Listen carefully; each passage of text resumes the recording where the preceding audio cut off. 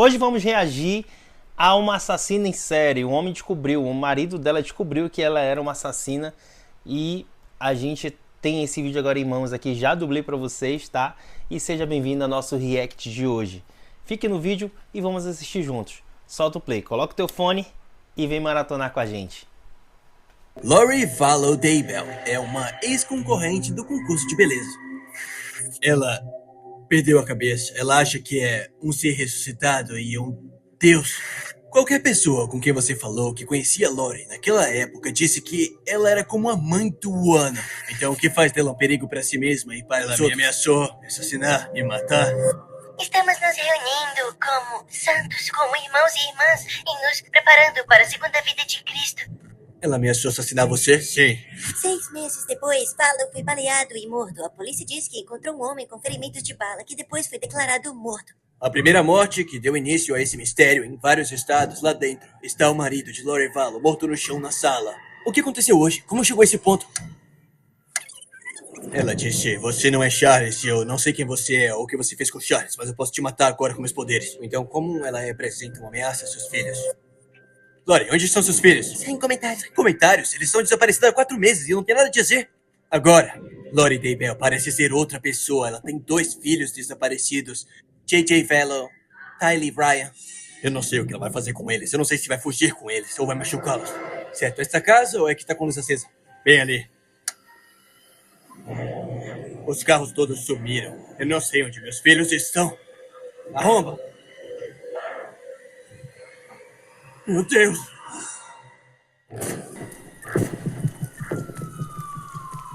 Já começou o nosso resumo aqui, muito maluco, hein, gente? E aí? Rapaz do céu, já pensou? Você tá dormindo todos os dias com o teu próprio inimigo? Essa mulher é maluca, pelo que eu tô vendo aqui. Bora assistir.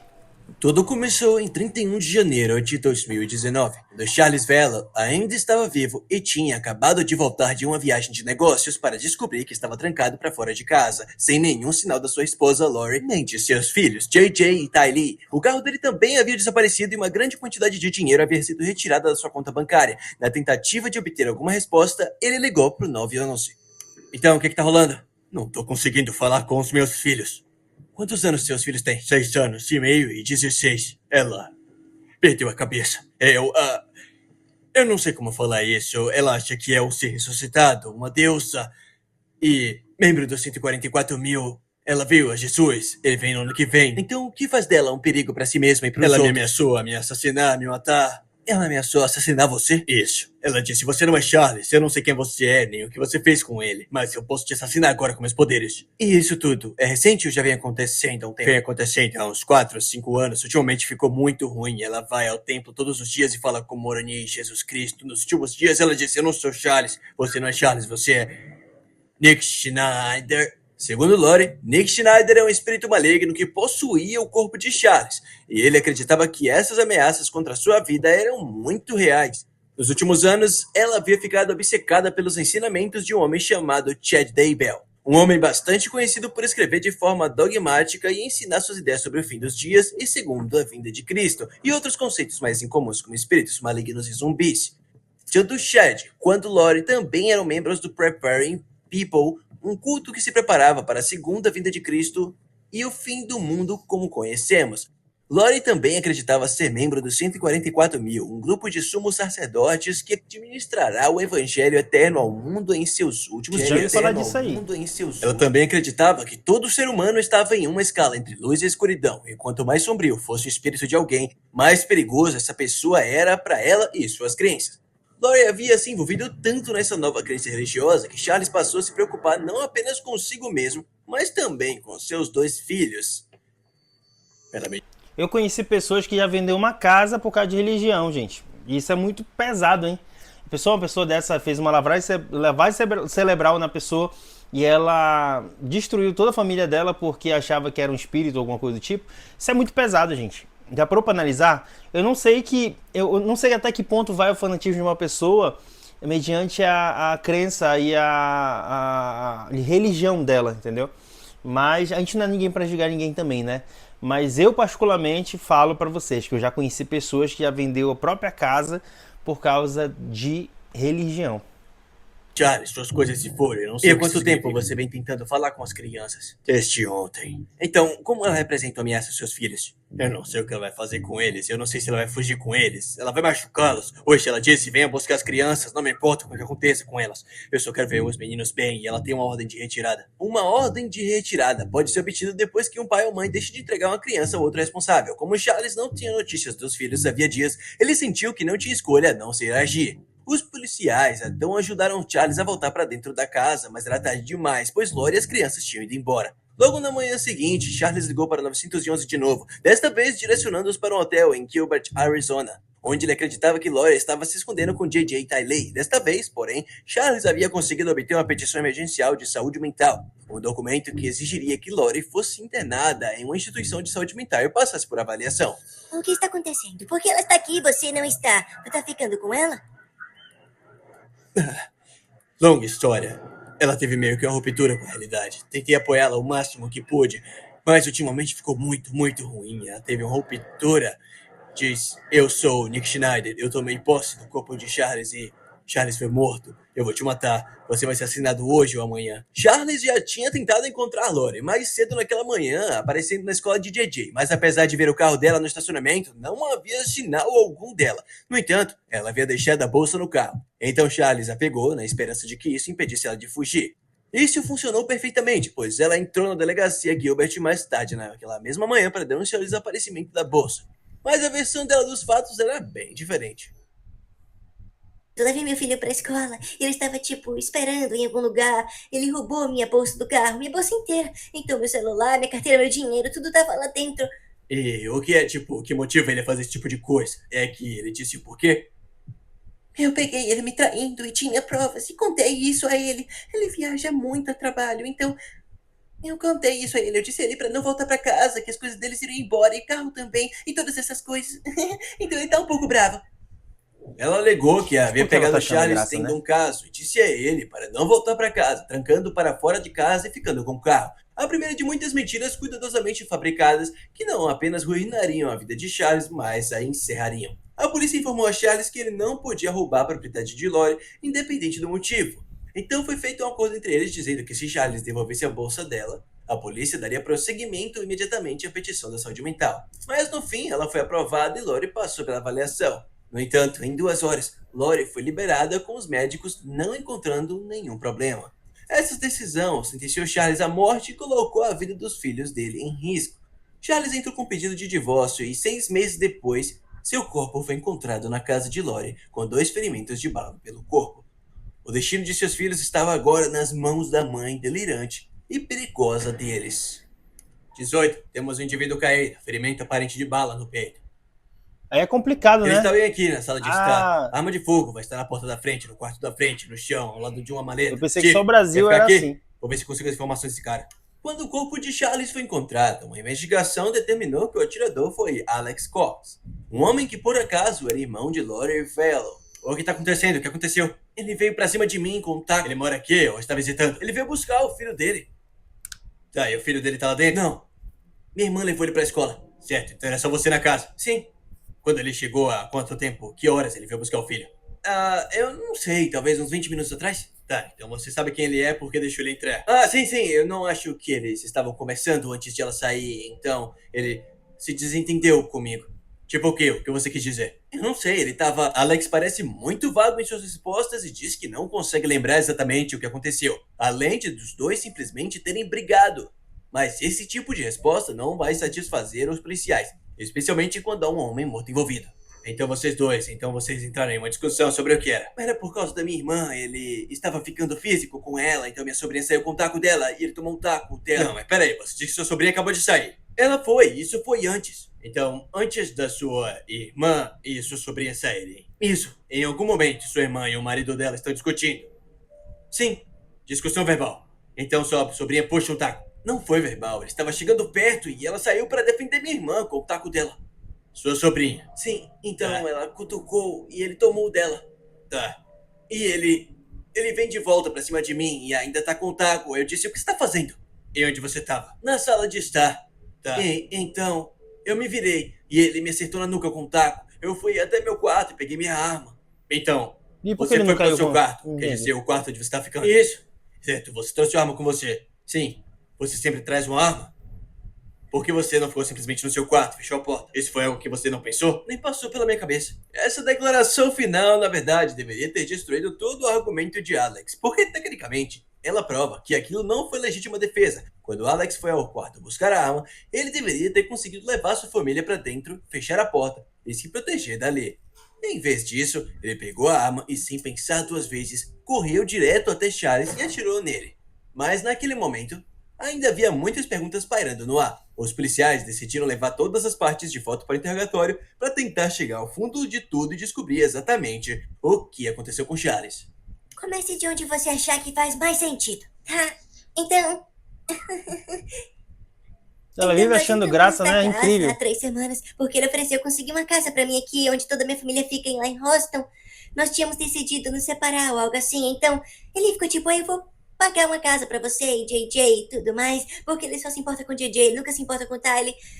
Porque nos adotamos juntos, ele era sobrinho neto dele. Nós o adotamos quando era bebê. Ele veio quando nós mudamos pela primeira vez e trouxe minhas coisas de Houston, tipo um U-Haul, e depois disso ele não voltou, mas todas essas ameaças no meu telefone o tempo todo, sabe? Tipo essas coisas. Então, ele me disse... Que tipo de ameaças? Só...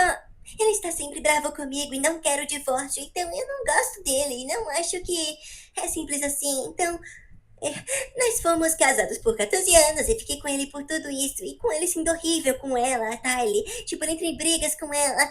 Ele... muitas coisas, então enfim... Imediatamente, Lori descreve Charles como um homem com tendências violentas que tinha um histórico de agressividade contra mulheres com quem havia se casado. Se ela conseguisse convencer os detetives de que Charles tinha um mau temperamento, isso tornaria a versão deles dos acontecimentos ainda mais plausível. Então ele voltou pra casa de Houston e disse algo como: eu vou na noite de quarta-feira e vou passar pra buscar JJ, levá-lo pra escola na quinta, buscá-lo na quinta, levá-lo na sexta, enfim. Caso quisesse vir pra casa, eu disse: você não pode vir ficar nessa casa porque você não consegue se dar bem com Tylee, ela é menor de idade, precisa morar aqui. Entendi. Então você não pode porque ele entra em brigas enormes com ela e ela odeia ele. Então, tipo, você não pode ficar na casa, então eu vou reservar um hotel pra você, porque ele fica em hotel o tempo todo. Porque ele entra em brigas enormes com ela. O que ele faz?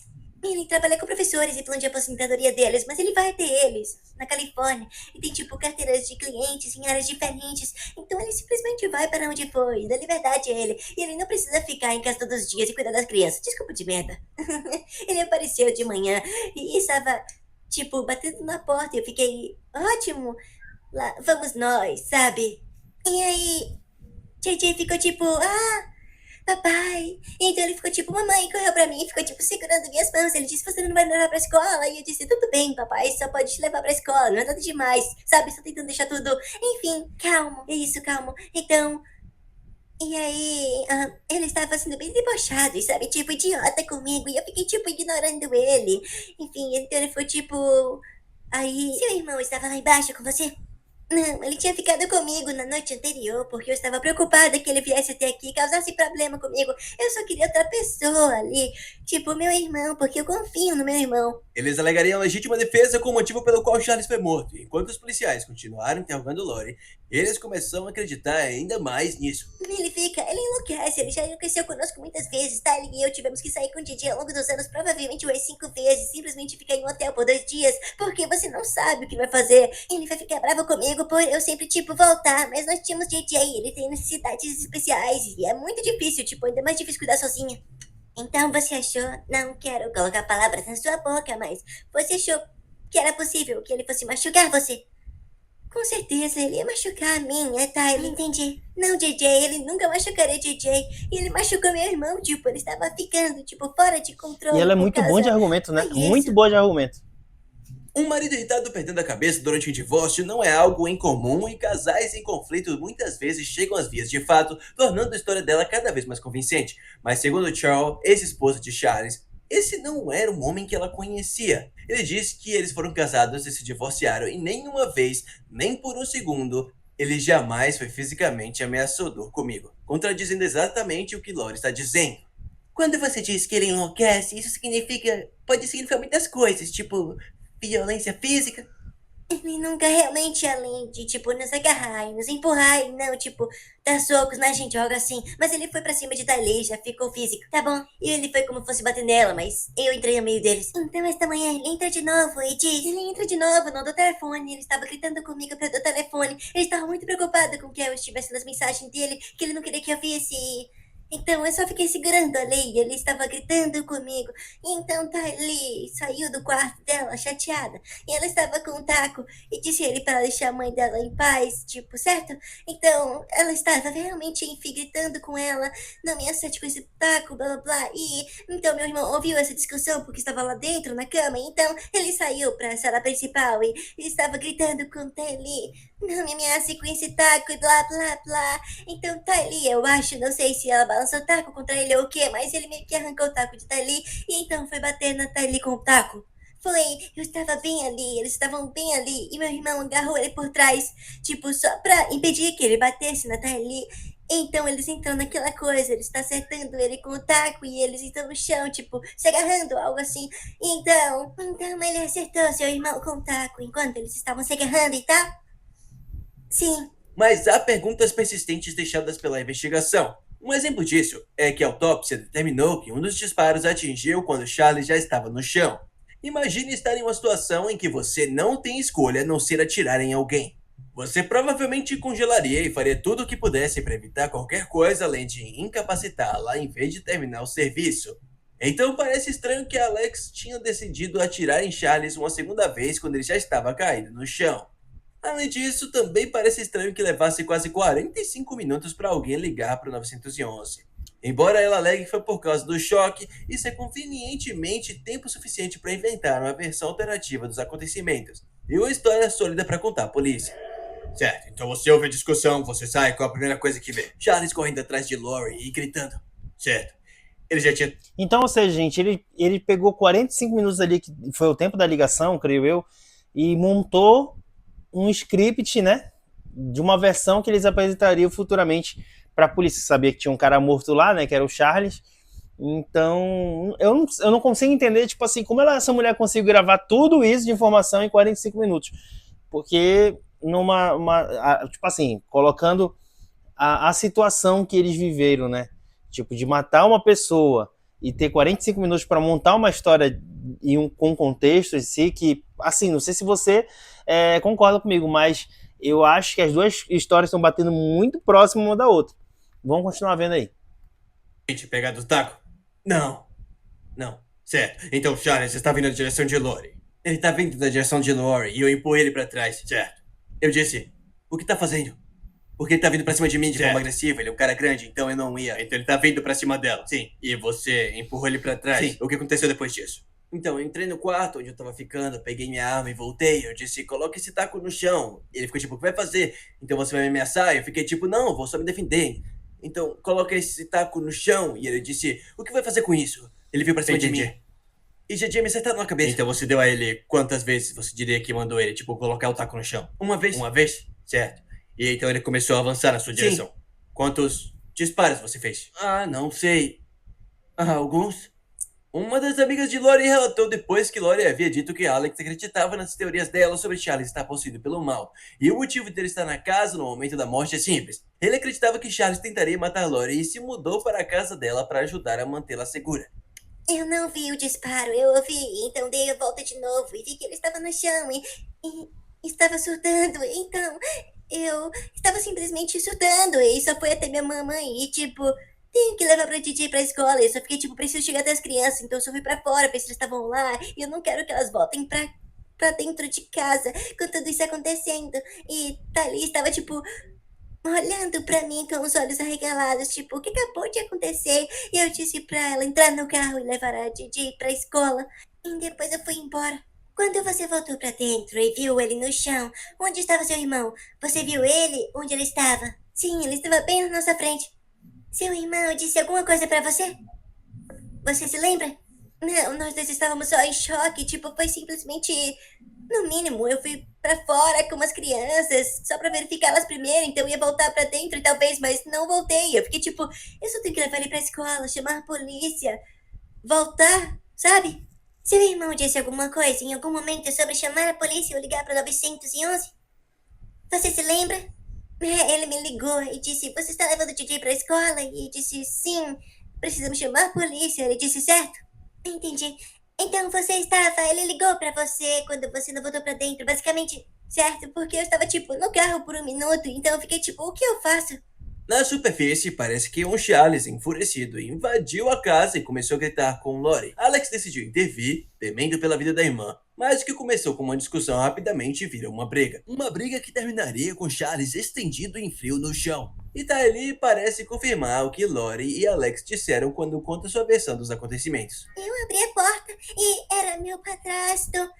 E ele estava simplesmente gritando com Eu os pensei dois, que era pai, tipo, tá? É então padrasto. meio que coloquei o taco de beisebol pra fora, então simplesmente agarrou ele, então eu caí no chão e depois meu tio meio que, eu vi ele dar um passo pra trás, então meu tio acho que agarrou ele e meio que puxou ele pra trás, pra que ele não pudesse fazer nada, então minha mãe disse pra ir com o JJ, então eu corri pra fora da porta e meio que fiquei parada ali, então finalmente minha mãe saiu. Então, eu ouvi um barulho e eu não sabia o que era, mas parecia tipo que alguém pegou algo e bateu muito forte contra o chão. Então, eu só queria ter certeza de que, tipo, meu padrasto não tinha feito nada com meu tio e tal. E então ele ficou tipo, não, tipo, eu estava bem, nós só vamos levar o DJ pra escola. Eu fiquei tipo, certo. Apesar da ausência de histórico violento de Charles e de quantas vezes Alex quase se contradisse no local, a história de Lori, junto com a perspectiva de Tylee, foi suficiente para que os detetives classificarem isso oficialmente como uma legítima defesa. Mas a morte de Charles Vello era apenas a ponta do iceberg, e os investigadores rapidamente descobriram que Lori havia se envolvido no mundo de um culto obscuro que transformaria essa mãe aparentemente perfeita em uma assassina fria. Lori, Nick Ethan, do East Idaho News, você pode nos dizer onde estão seus filhos? Onde estão seus filhos? Sem comentários. Sem comentários, eles estão desaparecidos há 4 meses e eu não tenho nada a dizer. Olha, diga às pessoas o que está acontecendo. Há pessoas pelo país inteiro orando pelos seus filhos, orando por vocês. Por que você não dá respostas? Isso é ótimo. Apenas alguns dias depois da morte de Charles, Lori decidiu que era hora de uma mudança e levou a família inteira para outro estado do país, para Rexburg, Idaho. Uma estranha escolha a princípio, até você perceber que aquela era a cidade natal de Chad Day Bell. E Lori agora morava a poucos minutos de um homem que não apenas a havia convencido de que seu marido era maligno, mas agora começava a criar as mesmas histórias malignas para seus filhos também. Mas foi então que os detetives conheceram Melanie, a melhor amiga de Lori e outra integrante de seu culto. Ela estava ali para revelar todos os sórdidos detalhes sobre a ideologia deles e as crenças que em breve poderiam levar à morte dos filhos de Lori. Chad, ele disse que era algum amigo de infância que Charles tinha e que ele morreu e então voltou e nunca mais foi embora. Ele era um espírito não reclamado que ficou preso na terra e ele agora estava ligado a ele havia anos e vinha estudando ele, o comportamento dele e coisas assim. Então ele empurrou o espírito dele para fora do corpo e assumiu o controle. Empurrou o espírito de Charles. Isso, então o espírito dele agora seguiu adiante, então ela acreditava que Charles tinha ido embora, então o tratava como se fosse Nick Schneider. Isso é tudo extremamente confuso, mas ao mesmo tempo revelador, pois nos dá uma janela direta para o que Lori acreditava sobre a própria família. Aparentemente ela achava que Charles estava possuído por um espírito sombrio, e àquela altura ele já tinha ido embora. O problema é que ela achava a mesma coisa sobre os filhos. Charles os havia corrompido, e eles se transformariam em zumbis. Então você mencionou zumbis. Isso. Esse foi um termo ao qual você foi exposta por eles? Aham. Tá, conte-me mais sobre os zumbis. Ela disse que uma vez teve um sonho de que um terremoto aconteceu em Utah. As pessoas que caíram na Terra, elas conseguiriam se livrar de todos os zumbis no mundo. Então aqueles zumbis não entrariam naqueles corpos mortos e voltariam. Uma vez ela tinha um mapa e ela ficou tipo, certo, aqui estão os Estados Unidos, vamos fazer uma oração, vamos descobrir quantos zumbis há em Arizona. Certo, tem 20 mil. Eu não me lembro dos números, era tão fora da realidade. Então ela fazia uma pequena oração, quaisquer palavras que ela inventasse, que ela achasse poderosa. Então ela verificava, alguém morreu agora. Descobri, então, isso era do jeito dela. Na minha opinião, sabe, o que eu vi foi pelo menos simplesmente uma oração que essas pessoas morreriam. Lori acreditava que para a Terra ser realmente pura, todos os zumbis precisavam ser mortos. Chad também começou a alimentar Lori com cada vez mais mentiras fantásticas sobre como o mundo funcionava, incluindo translação por ascensão e a capacidade de se encontrar com o próprio Deus. Então, eles tinham uma escala de 0 a 100%. Quanto você podia confiar nas pessoas? Eu devia estar em 97%. Eles estavam sempre me elevando. Enfim, às vezes compartilhava, tipo, essa pessoa ou aquela não é confiável. E essa pessoa sabe estar bem. E quanto a talvez você saiba ou não saiba vibrações? Então, vibrações, sim, disso eu também tenho conhecimento. Então, de acordo com a forma como ele, Chad, verificava, ele, tipo, tinha um pequeno pêndulo. Eu não sabia disso no começo, mas enfim, 1000 deveria ser, se você chegasse a 1000, significava que estava translandado, ou começando a sua translação. Então, à medida que você ficava mais alto na sua vibração, você poderia usar portais em algum momento, talvez por volta de 2500 ou algo assim. Então, quanto mais você estivesse no templo, suas vibrações aumentariam. Então, é como se sua luz aumentasse, sua vibração, esse tipo de coisa. Tava farmando Certo. aura. Se isso faz sentido. Lori ficou convencida de que podia falar com Jesus e parecia consumida pela obra de Chad. Pouco depois de o relacionamento deles começarem a esquentar, e eles até iniciaram um podcast religioso juntos, que mostrava francamente o quanto ela havia enlouquecido. Então o cara levou a moleca do irmão. Jesus Cristo ressuscitado, e ele me contou minha missão e me enviou para ajudar as pessoas e a levá-las em suas missões. Com o tempo, Lori se tornou mais aberta sobre suas crenças em zumbis e começou a contar aos amigos quantas pessoas haviam sido consumidas por espíritos malignos e demônios. Lori então começou a contar aos amigos que o comportamento de seu filho JJ havia mudado e que ele havia começado a dizer que amava Satanás. Além de ficar mais perturbador dentro da casa, se a polícia tivesse ouvido Charles Velo quando ele temia pela vida de JJ e Tylee, então poderia ter evitado a série de eventos trágicos que se seguiram. Apenas alguns dias depois de se mudar para Rexburg, Lori, Alex, JJ e Tylee visitaram o Parque Yellowstone. Essa foi a última vez que alguém viu Tylee viva. As coisas ficaram ainda mais estranhas em 17 de setembro de 2019, quando o DJ foi visto correndo para dentro de sua casa em Idaho pela câmera de porta do seu vizinho, para nunca mais ser visto. Meses depois, as pessoas começaram a perceber que não tinha notícia de JJ havia muito tempo, e os pais de Charles ligaram para 911 para alertar a polícia sobre o desaparecimento. Lori foi pega mentindo para os policiais em 26 de novembro, depois que eles fizeram a verificação de bem-estar em JJ. Segundo Lori, seu filho estava com sua amiga Melanie de volta em Arizona. Mas Melanie não apenas negou estar com ele, como também contou à polícia que Lori havia pedido a ela para mentir e fingir aos policiais que JJ estava ficando com ela. Então, em dezembro, Alex morreu de repente. Sua morte foi classificada por causas naturais, mas a quantidade de mortes e acontecimentos estranhos envolvendo Lori estava alcançando níveis impossíveis de coincidência. A essa altura, a polícia também estava extremamente preocupada com o bem-estar de JJ e Tylee. Então Lori recebeu uma ordem em janeiro de 2020, obrigando a provar que eles estavam seguros e bem. No entanto, o prazo chegou e passou. E Lori foi presa 3 semanas depois e teve fiança fixada em $5 milhões. Mas mesmo depois da sua prisão, tanto Lori quanto Chad permaneceram em silêncio e se recusaram a fornecer qualquer informação sobre as crianças. Mas finalmente, mais 5 meses depois, a polícia teria suas respostas quando detetives iniciaram a busca na propriedade de Chad Daybell. Lá, encontraram os corpos de JJ e Tylee. O corpo de JJ foi encontrado enrolado em fita adesiva e colocado em um saco plástico, enquanto Tylee havia sido esquartejada e queimada em uma fogueira antes de ser enterrada. Meu Deus do céu, cara. Uma informação só. Era só os policiais terem confiado no Charles. Tá vendo? O cara conseguiu fazer lavagem cerebral na pessoa. A própria mãe matou os 2 filhos. Com certeza matou o padrasto. E matou o irmão. E no final de tudo, o cara que fez isso acontecer na família dela, tá com ela. Bizarro, hein, gente? Mas deixe seus comentários aqui. Vamos dialogar. E compartilhe esse vídeo. Curta, deixe seu like, se inscreva no nosso canal. Siga o nosso perfil, que a gente vai ter muitos reacts ainda para maratonar. Tamo junto, vamos nessa.